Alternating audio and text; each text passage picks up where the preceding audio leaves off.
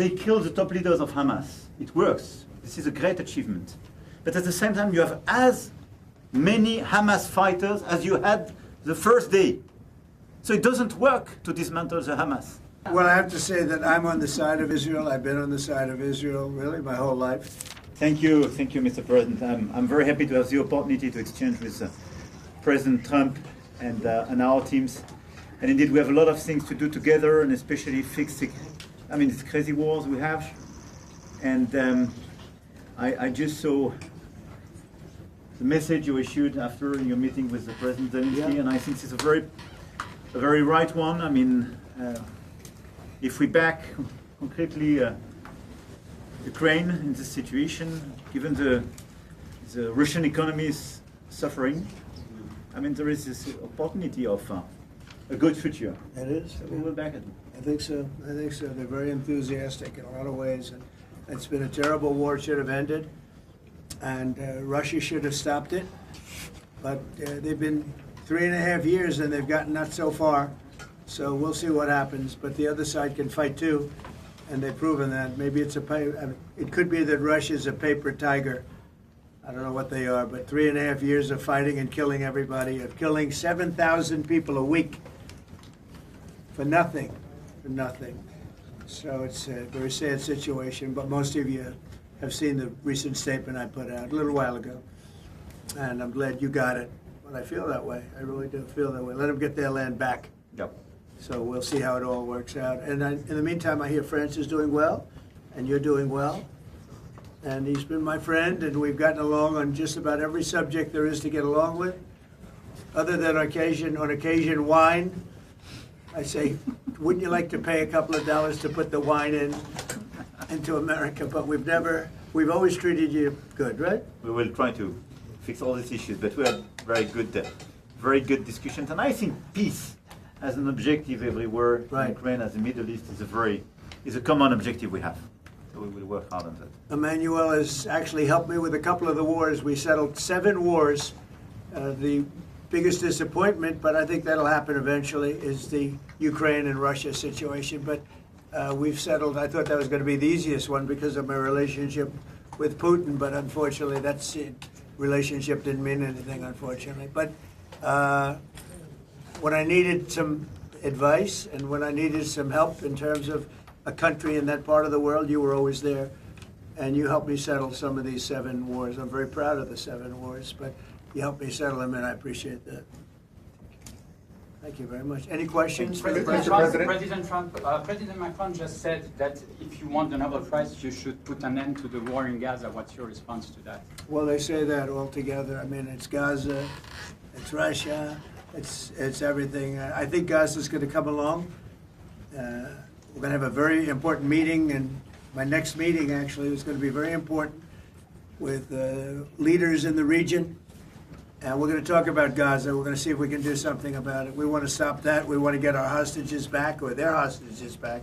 We've gotten all of the American hostages, as you know, and Alexander, all of them have been back. Steve Witkoff's done a great job, and Marco always, and everybody. I mean, we have Scott got involved and strongly involved, and from a financial standpoint, we're doing some things that are pretty good. We put Iran out of commission, very important. That was called the bully of the Middle East, and they're out of commission. Now we're going to have a meeting today. I think it's going to be a successful meeting with all of the leaders of many of the biggest, I would say, the most important countries having to do with Gaza, indirectly and directly. And that's going to take place just in a little while. So I'm sure you'll be there, and we could have an outcome very quickly. Why do you believe the recognition of Palestine is a gift to Hamas? Well, I think it honors Hamas, and you can't do that because of October 7th. You just can't do that. But we want our hostages back, and we don't want them back in 1s and 2s and take the next 2 years to do it. We were the ones that got the hostages back, and I always said, I told Steve, I told Marco, I was always saying the last hostages are going to be the toughest ones. But you can't honor them by doing anything like you suggest. All you can do is say, we want our hostages back, and we want the war to end. We're going to want it to end. But you always have to remember, people forget October 7th was one of the most savage days in the history of the world. There's never been anything like that. We're talking about babies being sliced in half. You're talking about young children having their heads chopped off. You can't forget that. Would you recognize Palestine if the And hostages were just back? perhaps to make it clear on that, I think it's why yesterday 11 countries did recognize Palestine.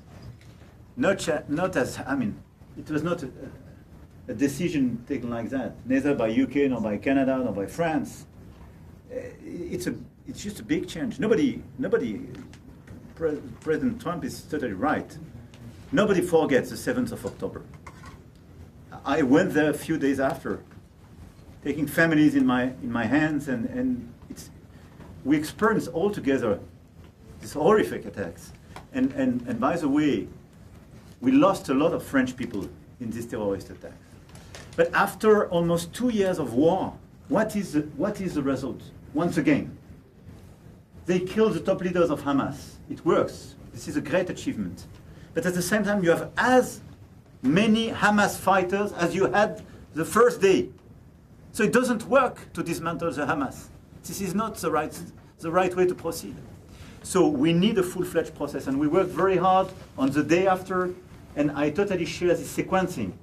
The release of all hostages, the ceasefire, resume of humanitarian aid, the day after in Gaza to stabilize the land. And we need a political perspective, and this is why we took this decision on recognition. Mr. President, why is France supporting terrorism? Well, I have to say that I'm on the side of Israel. I've been on the side of Israel really my whole life.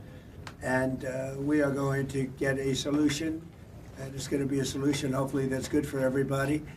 But it's time to stop. We're going to have that very important meeting. I think the meeting we have coming up in the next hour is going to be one of the most important meetings that we'll have here.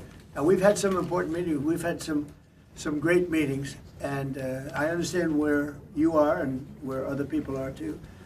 And we just have to get this solved. We have to get the hostages back. We want to get the war over. That's very important. We're going to end the war, get the hostages back, and we want them all back. We don't want to have one and then we'll give another two in about 3 months from now. We've been doing that for a long time. And in all fairness, we've gotten a lot of hostages back. But you have 20 hostages and you have probably 38 bodies, dead bodies. And the people that I see, and I speak to Israeli families. I was speaking to American families before, but we got them back. But I speak to Israeli families, and they want the son who died. They want their dead son back as much as though he were alive. And it's an amazing thing to see, and it's a horrible thing, actually, to witness, but I've seen it a lot. So they have 20 hostages, they have 38 dead bodies, and we have to have them back, and we have to have them back immediately.